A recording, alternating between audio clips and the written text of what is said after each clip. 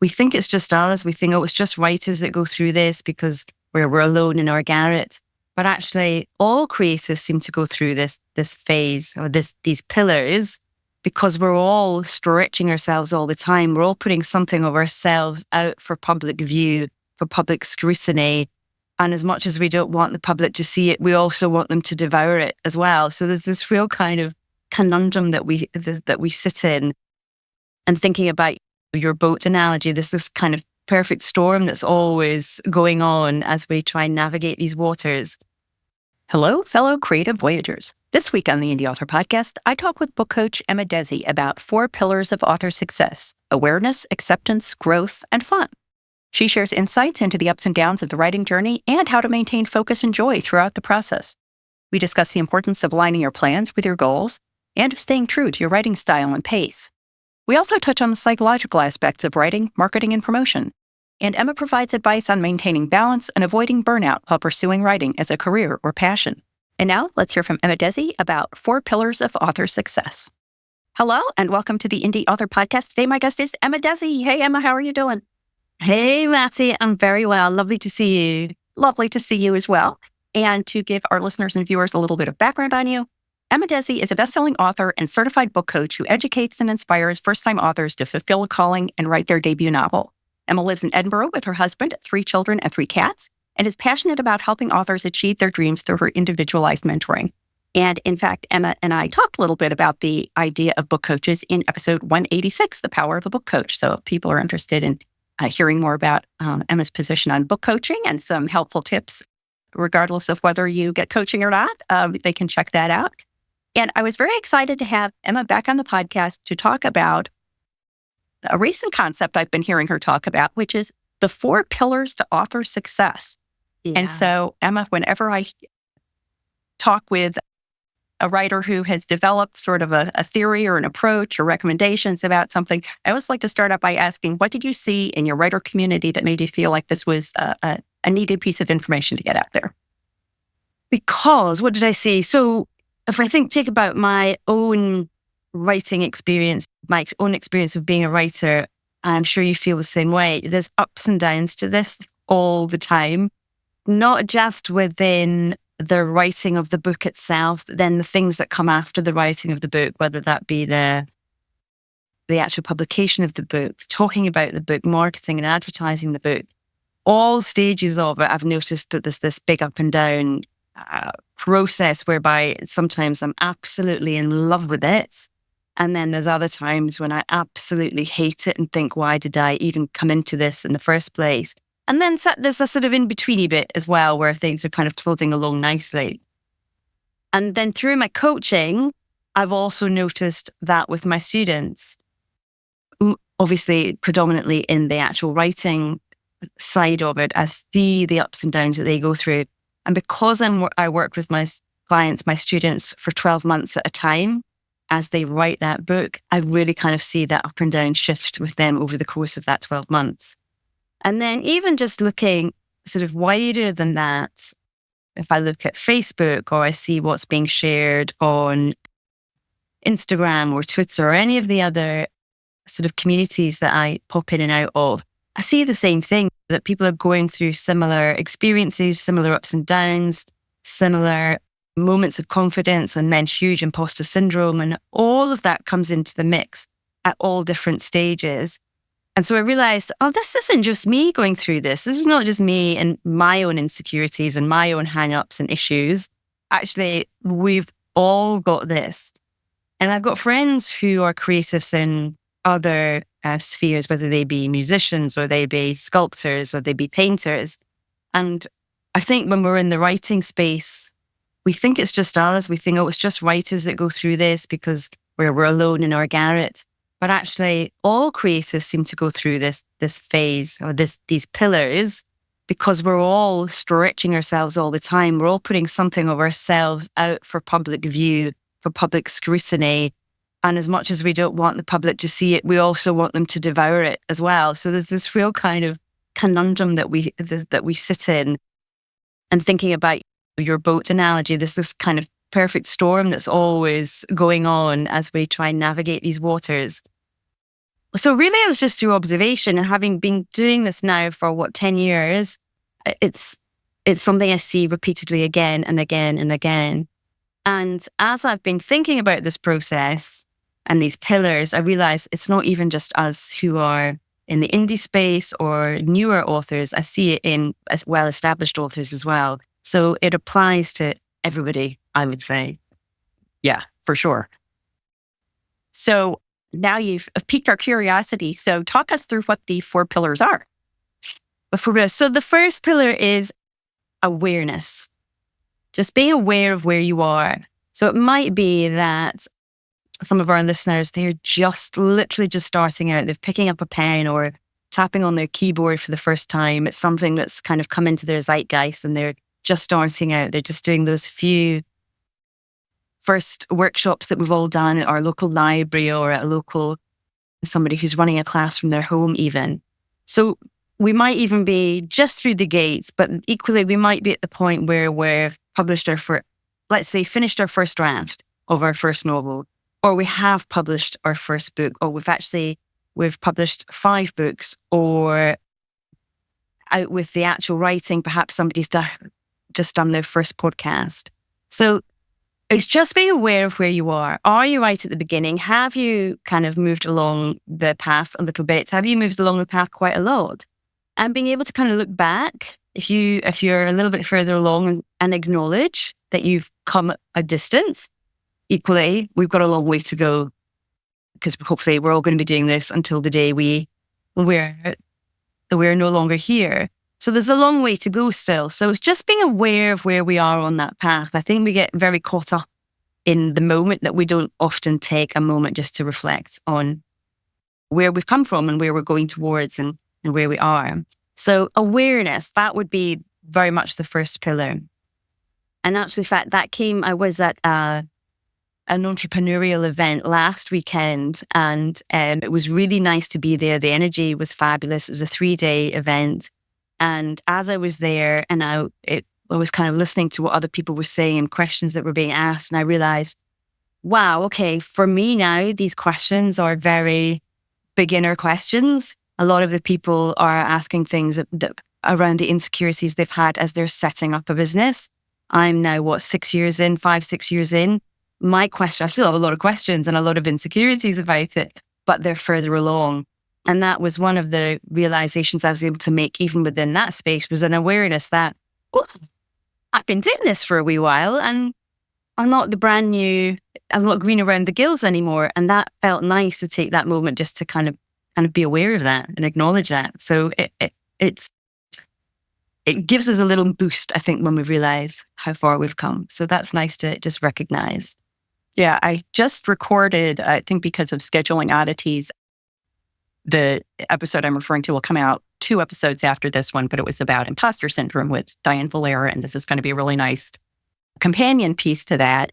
And I think one of the things that this conversation is making me think of is that idea that there is the spectrum, and wherever you land on that spectrum, from I haven't picked up a pen yet to I'm looking at the biggest mega bestselling author, or the most recognized creative force, or whatever your ultimate goal is, that there are always the people who, as you're saying, have not come quite as far as you. They're not even thinking about picking up the pen yet, so ahead of them. And I think that that's really important in terms of community building, because there are always people that you can offer helping hand to, and there are always people that you can look toward as your aspirational goals. And it's just being able to accurately calibrate where that is. And I think what you're implying is that sometimes it's hard for us to do that for ourselves. Yeah. That we're either overestimating or underestimating where we stand on that spectrum. Yeah. And I would imagine for most people underestimating. Yeah, I suspect so. Yeah. I would have thought, yeah.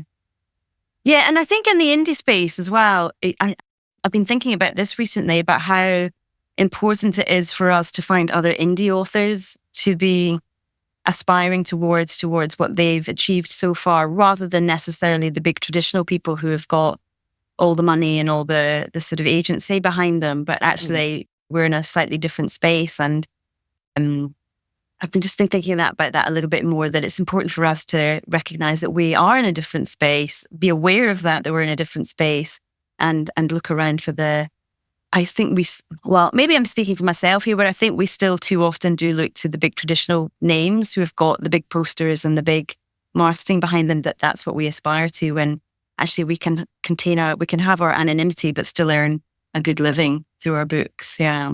Yeah. I think it's always worth mentioning that it's very important the community you choose to associate yourself with as you're setting your goals. Like, associate yourself with any community that you find fun and helpful. But if you're looking for a community where what you're looking for is help achieving your goals, then make sure that group's goals are aligned with yours. And the example I use is that for a time, I kind of accidentally found myself in groups with a lot of rapid release authors. And I'm definitely not a rapid release author, but it was making me angsty because I'd be hearing from these people who were putting out a book every month or every 3 months or whatever. And even though my conscious mind knew that that's not something I wanted to do, my subconscious mind was kind of saying, if they can do it, why can't you do it? So yeah, the awareness of aligning those things. Yeah. No, I remember that too, Matty, and that kind of fear that I'm being left behind if I don't do one a month and I don't write in series. And also that feeling of I'm being left behind if I don't write in series, or I can't sell if I don't write in series. And so that's been a big learning for me as well, to kind of reconcile myself to that. No, there are plenty of people who sell standalone books and are doing fine and still selling their books. And it is very easy, isn't it, to get caught up in that comparisonitis and see yourself as failing in it and being behind in it. Yeah. Yeah, for sure. So awareness, that is our pillar number 1. And it bleeds quite nicely into what we're talking about for pillar number 2, which is acceptance. Because it's all very well to sort of know where you sit in that landscape, in that publishing landscape, but we don't always necessarily accept it and kind of are able to sit with that and be okay with it. I speak for myself, but also for other people. I'm somebody who's always chasing that next thing, and the grass is always greener further ahead. And I have to really remind myself to kind of be, do you know what? This is where you're at. You've been working for this number of years. You've published this number of books. This is where you're at, and it's good. Be okay with that. That's just where you're at. Everybody is on their own race. I've just got to run my race. I'm not running yours. I'm not running anybody else's. I've just got to do my own. And so there's that idea of stay in your lane and just keep going. So I don't want people to think, though, that you go, okay, I'm just accepting where I'm at, and that's it. I don't need to do anything more now. Not at all. We still keep doing the do. We still keep doing the writing and whatever stage it is that we're at. But be accepting of where you are. Don't beat yourself up about where you are, and know that you will get to that next point if you just keep shuffling along, keep doing your thing, keep putting the words on the page, keep telling people about your book and all the rest of it. So, and accept it so you're not beating yourself up, but accept too that if you don't do the work, then you won't get any further along. You do have to keep you have to do the work, do the grind that comes with being a writer. That's such a hard balance to hit. Are there any sort of red flags that you can advise people that say when they're veering too far, maybe acceptance is becoming complacency and we don't want that, but then we also don't want it to be the stress that comes with too high expectations? Do you have any tips for how to modulate that? So if you notice that you keep kind of putting barriers between yourself and doing the work and thinking, oh, it'll come. Know that if you take your foot off the pedal for too long, then it's really, really hard to start that engine again and to keep moving along. We've just got to be mindful that we don't need to write every day and we don't need to write thousands of words every day, but we do need to do a little bit regularly. And that's important so that we keep that rhythm going. And if you break the rhythm of it, and you end up forgetting what you're writing, you forget the names of your characters, all of those little things. So just be mindful of that. And at least once a week, make sure you're getting to your pages, adding a little bit here and there if you can't get to do lots of it. So don't take your foot too much off the gas so that you still have that momentum and you keep going. But also if you're someone who cannot write a book in a month, then that is clearly just not the pace that you're meant to write at. Some people can, I think it's a very specific type of personality type, who can keep up that intensity for long periods of time. I think the 95% of us cannot do that. So again, it's just being mindful that if you're pushing yourself to do something and expecting yourself to be able to do something that's just not in your DNA, it's not in your metabolism, it's not in your personality type, then you're going to burn yourself out and you're going to really berate yourself. And all of that imposter syndrome that your other guest is going to be talking about is going to come to the front. So you're right, it is a difficult thing to modulate, but it's being mindful of it and not trying to do too much at any one time, especially if, like most people, are writing around a full-time job or are writing around caring responsibilities. Then, we've got to know what we can manage. And people, sometimes it takes someone 10 years to write a book, but that is okay. That's the pace that they're at. And the book is going to be great, I'm sure, but it just takes time to write. Yeah. I think that that comment about everyone doesn't have it in their DNA to be writing a book a month. And I think it's true both for our writing style and also the genre we're writing in. So if someone's writing a memoir, they're just not going to write a month. If someone's writing a very complex mystery or psychological thriller, you just can't write it in a month because the process of working those complexities in don't work. I think that most of the people who are writing in rapid release are writing more plot-driven and character-driven as opposed to nuance-driven. I'll say works, and many of them are great, and there's an audience for that. But if that's not what you want to write, then you don't even have to think of it as being, other people are writing this action adventure thing in a month, so I should be able to write my memoir in a month. No, you've picked a genre that takes longer. Yeah, for sure. And that's interesting that you're saying that, because it's reminding me that I've had to give myself a talking to. I've had to be mindful to myself as well. I write in the sort of psychological suspense, psychological thriller genre. And a lot of the books that I've been reading over the last 2 years are a particular type of psychological thriller. And as much as I want to write like that, and I wish that I could, and I've had to kind of center myself and acknowledge I don't write that type of story. I would desperately want to write to market as I see it, but it doesn't work for me. It's just not for me. And so then I've had to recalibrate and kind of go, okay, be accepting that you don't write this type of book, even though perhaps financially it would be better, it would be more rewarding, but I don't enjoy the process so much, and nor do I enjoy the style of writing as much for myself. Actually, I do want something that's a bit more nuanced, as you're saying, and a bit deeper.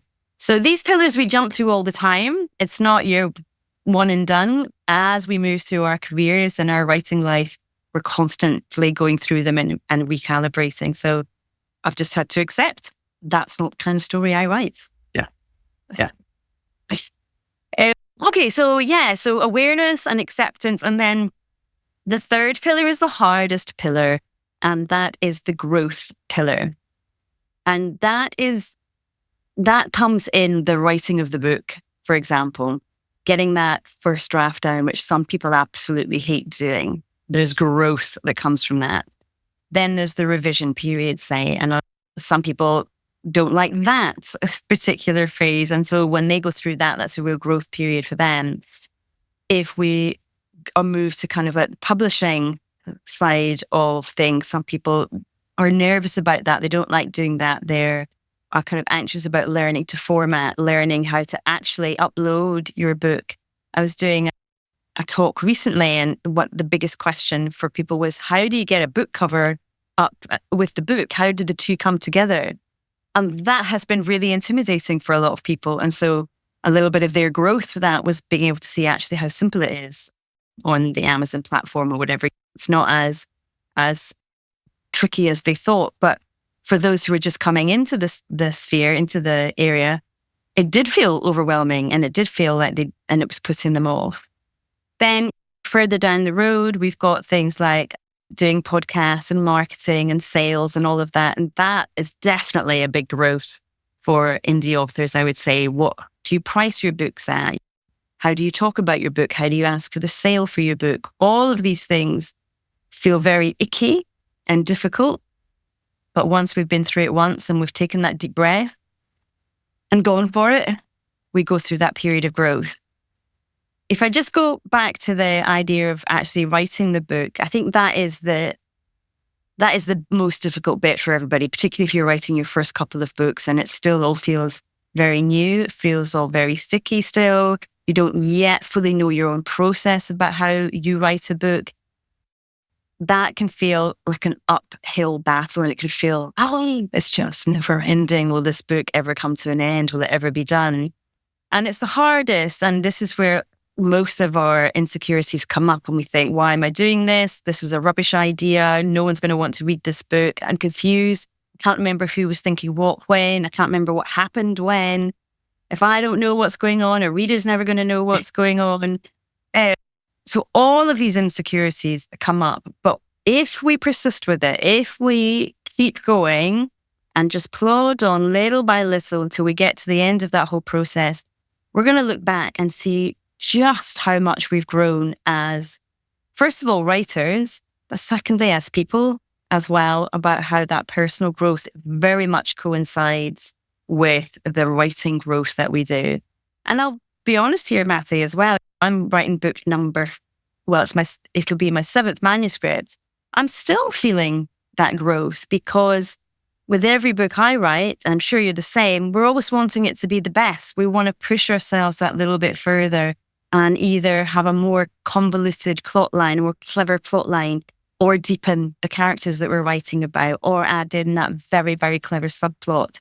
There's always something that we're trying to improve on. And so that growth period for every book, it comes around every time. But boy, it's almost like the harder it is, the more proud we can be of ourselves and the more we can enjoy that book at the end. Don't know if that's your experience too. Yeah, I recently had a very definite demonstration of this because I was talking with someone at a conference and I mentioned that I had the podcast and they said, "Oh, that's great. I wasn't aware of that. I'm gonna start with," so I now have 250 some episodes. He said, "I'm gonna start with number 1 and listen to all of them." And I was like, "Oh God, please don't do that." I really wouldn't send anyone to episode 1 anymore. That was in 2016 and I've learned a lot. And so I'm like, why don't you start, like, they're not chronological. Just start with the most recent one and go back until you lose interest.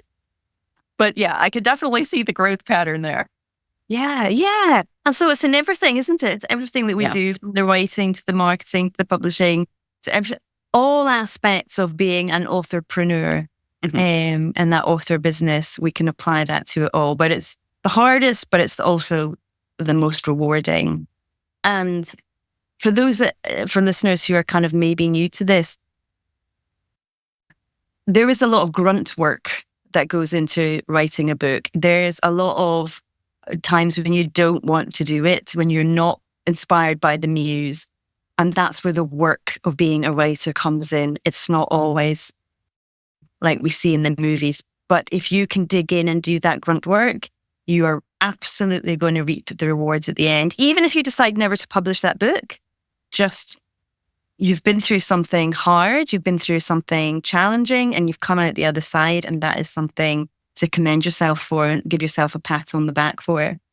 Something I often say is that writing a book is more than just the words on the page. It's who you become in the process. And I think that's applicable for every book that we write, not just the first 1 or 2. Yeah. Well, that I think is a good entree to number 4. So number 4 is fun.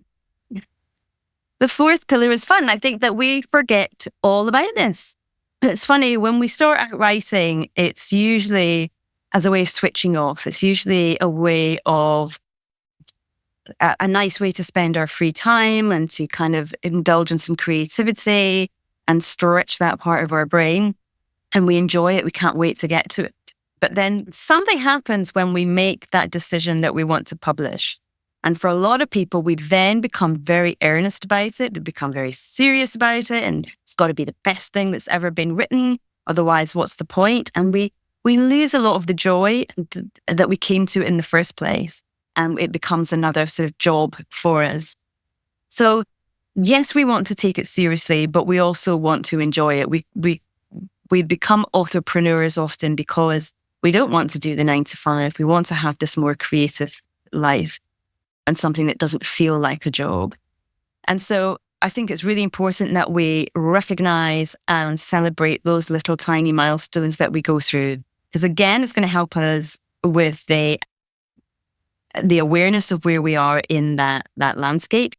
Yay, I finished that first draft, or even yay, I finished that really tricky chapter that I couldn't figure out how I was going to get my character out of it, or it's a really difficult conversation and I wasn't sure how that conversation was going to go. These are little things that we can celebrate with an extra croissant in the morning or with a chocolate bar, just something simple, but acknowledging to ourselves that we've done that felt good. All the way up to the bigger things, the finished first draft, the finished very final round of revisions that are done, choosing the book cover, getting the revisions back from the editor, publication day, all of the little things that come into part and parcel of being an authorpreneur and what we need to do in our author lives. The first podcast that you do, or the first blog post that you write, or the first book tour that you do, all of these things we need to just take 5 minutes to acknowledge that we've done them, we've stretched ourselves a little bit, and kind of reap the reward of all of the other pillars, particularly pillar 3, that growth pillar, and reap the reward of that, because that is going to buoy us up and give us that kind of feeling of excitement to take us on to that next sort of challenging part of the job. And so don't forget to have the fun. I think it's important. This is timely for me to hear, because I'm just about to put my 5th Lizzie Ballard novel up for pre-order. So that will be my 11th novel-length work, 11th fictional work, along with a novella and 3 nonfiction books. And I was going through, I have kind of like a standard book launch checklist. Put it up here and let these people know and blah, blah, blah, blah. And I realized that for the last several book launches, originally I had a schedule the launch party, find a venue, send out invitations and all this kind of stuff. And for probably the last, 5 books, I've just put not applicable next to that, because I feel like, especially once it becomes your business and not a passion project, then by the time that book is out, I'm already well into the next book. Mm-hmm. My emotional and practical energy is focused on what I'm working on now. Mm-hmm. And so I've loved writing the book. I've gotten like enjoyment from that process. But then when I get to the point of putting it out there, my energy is somewhere else. And so, I haven't had a book launch celebration for I don't know how many books, and it kind of exhausts me to think about it. Mm-hmm. So I feel like I'm having loads of fun, but I'm not celebrating specific things in the way I think you're suggesting. Yay. So do you think, though, if you were with this new one, you wouldn't necessarily need to have a big book launch, but do you think you could take yourself out for lunch or go for coffee with somebody to say, my book's out? Yeah, that's definitely a good idea. And I think that there are some lower key things that we can do, even from a promotional point of view, like, I don't know, do a Facebook Live event and just chat with people or something like that, but something to market, because I think that even if you're doing something you intrinsically enjoy, just moving right on to the next thing without having that moment to recognize the accomplishment of one thing is tricky. Yeah. Yeah, and you deserve it too. It's interesting what you're saying there about that idea that your creative energy and interest has moved on to the next book. And I've been I'm a big fan of Lisa Jewell, and she's been doing a big promo for her Marvel book that's been out recently. And I was thinking about how I sort of feel sorry for those guys, because they've got to go not just kind of their local bookstores, but they've got to do international book tours. But I bet you it's the same for them. They've already moved on to the next project. They just want to do that, but they're contractually obliged to go and do all these book festivals and go and appear here, there, and everywhere. And I wonder what that's like for them if you're having to fly all over the world, but actually all you really want to do, because you're a writer, is be at home and doing the next book, because that's what gives you that intrinsic joy. I wonder, it can get me feeling sorry for Lisa Jewell, but it must be quite hard for them. Yeah, absolutely. I think, and there are probably very few authors out there that are being flown around the world for book tours. So that's both a plus and a minus for them. But yeah, that would be, they're pluses and minuses of any path people choose to pursue. And that, in my mind, where you're pretty much going where your publisher tells you to go. That would be theoretically fun, but I don't think I'd like that. Yeah, I'm sure it is the first couple of times. Yeah. And then, yeah, the novelty will wear off quite quickly and the jet lag kicks in. Well, I think that what you were saying about all these, the 4 pillars, awareness, acceptance, growth, and fun, we've been kind of generally talking about those in terms of creativity, but as we're now sort of talking about, then what do you do with that work once you're ready to share it with the world? Are there aspects of this that apply beyond the writing of the book? If someone is doing marketing or promotion or any of those things that come after the completion of the work? Yeah, you'll definitely go through every one of them as you even once that book is finished. So I know particularly a lot of women, particularly that I've talked to, are very, very fearful of that marketing phase. And I do think quite often it's the fear of doing the marketing that puts them off finishing the book in the first place, because then there'll be that kind of feeling of obligation. Well, I better put it out into the world. I've written it, I've got to put it out.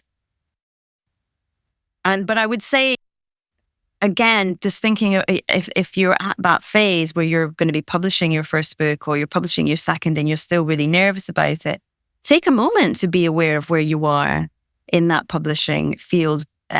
Take a moment to think about how far that you've come, and you've done one of the more difficult aspects of this, which is to actually write the book. And if you can write the book, what else can you do? You've dug in. This has been a long-term project. You can absolutely, if you can do that, then there's so many other things that you can do. And then I might just be looking around to see what other people have done. And if you're not wanting to be on TikTok, don't go on TikTok. If you like writing blog posts, write the blog post, offer ways of writing around your book, topics around your book that you can then, at the end of it, mention that your book is for sale. If you love doing Facebook Lives or Instagram Lives, then jump on and do those.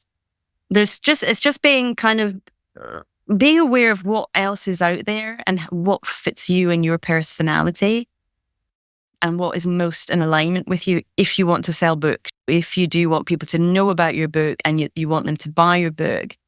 And then just take new. It's easier said than done, I know, but that deep breath that you've got to take and do it and offer yourself out to do a blog post or offer yourself out to be a guest on a podcast or put that first post on your Facebook page or your Instagram page. And once you see you do that and your world doesn't come crumbling down and that nobody's out there to be mean to you, because the author space generally is, I've found it to be just really, really friendly and encouraging. And you'll see that baby step of doing that one post or that one blog post, actually that wasn't so bad. And then it'll just give you that boost and celebrate it. Don't forget to celebrate it, but it will give you that boost to go on and reach out one more time. And then soon you'll have gone through that growth period enough times, you won't even think about it anymore. That won't be the growth for you anymore. It's going to be the next level or the next way that you want to tell people about your books.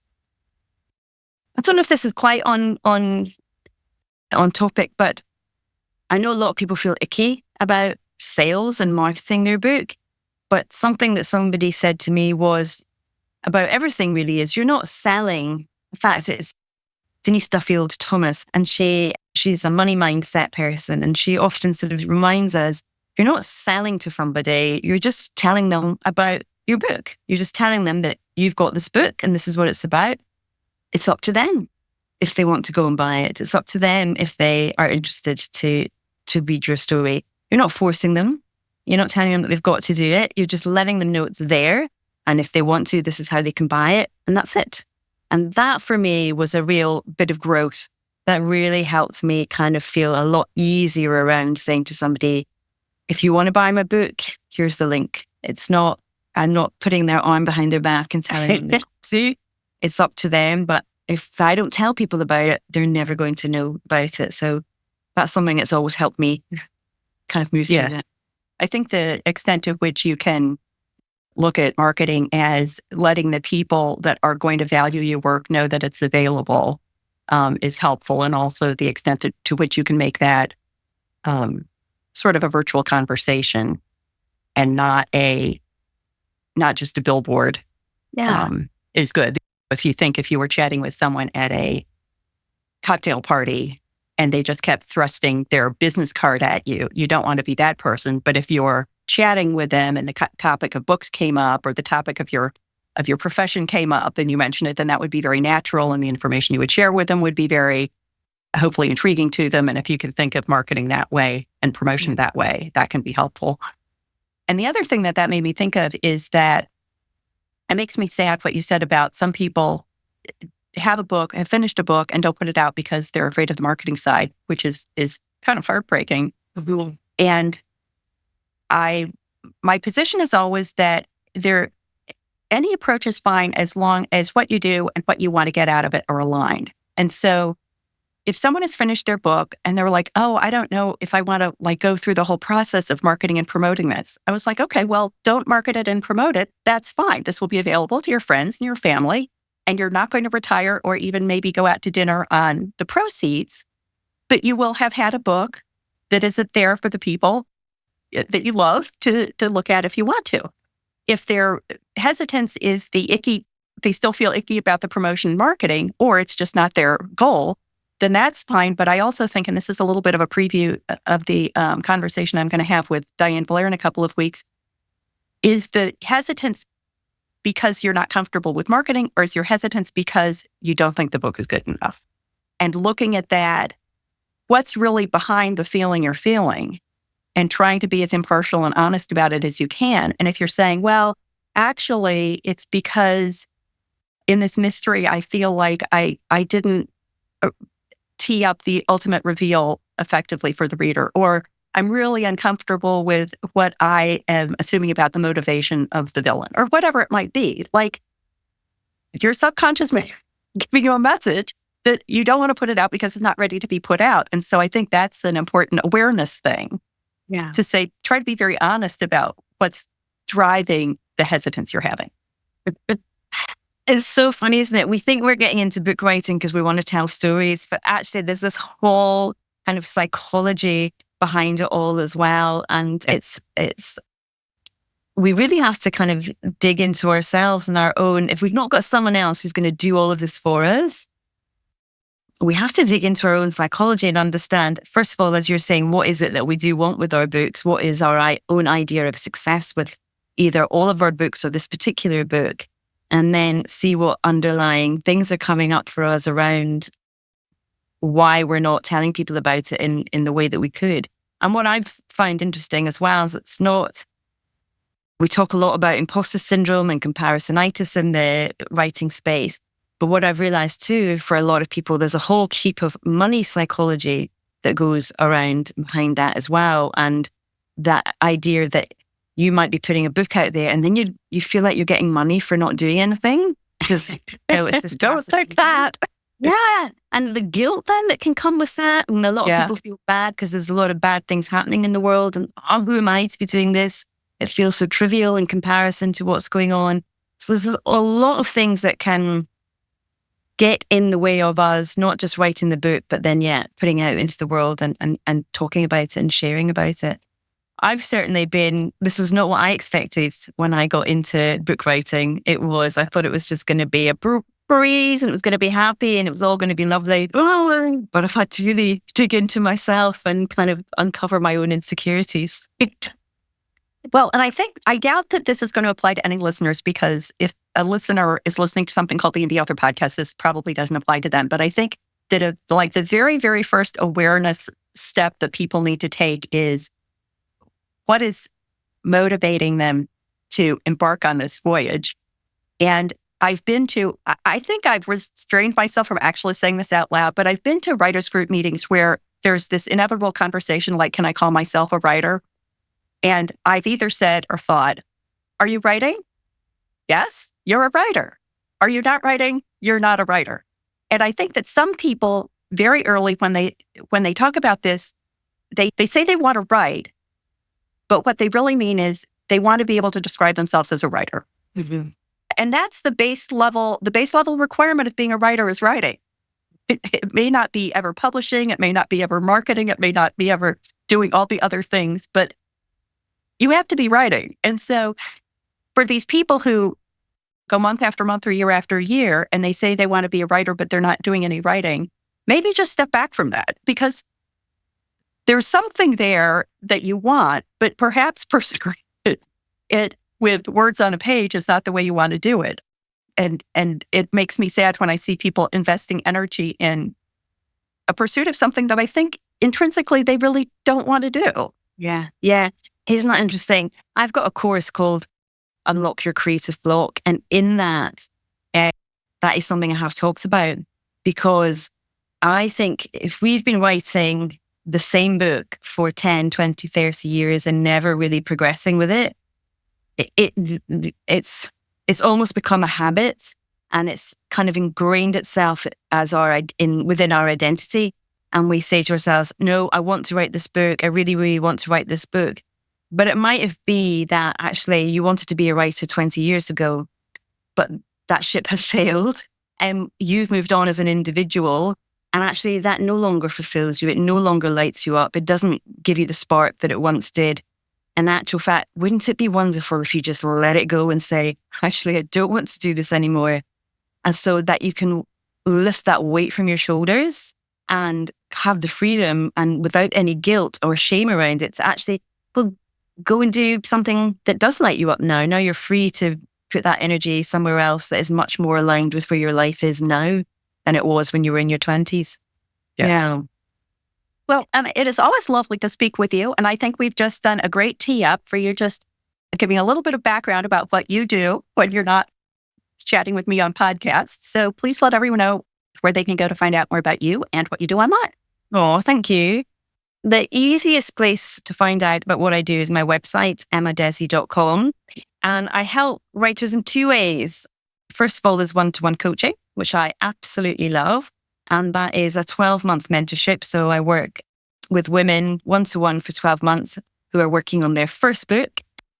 And it's interesting. It's often women who have been writing the same book for 20 plus years and have hit a brick wall and are just like, I want this done. I have to get this book done. And together we do that. So that's one of my favorite ways of working with writers. And then the other way is through manuscript evaluations. So if you do have an early draft that you want someone to look through and look at what is working, because there's always lots of things that are working, but also where it needs a little bit of up-leveling and a bit of tweaking, again, that's something that I can help with. And you'll find out about all of that at emmadhesi.com. And I think you had also had a link for listeners that led to some of this information. Do you want to share that? Yes, that's right. Yes, I've got a little cheat sheet just talking about the 4 pillars to author success. And you can get that at emmadhesi.com/Indy Author. Yep. And Indy with a Y. Yay. Thanks so much, Emma. Thank you. It's been lovely chatting with you. I hope you enjoyed my conversation with Emma.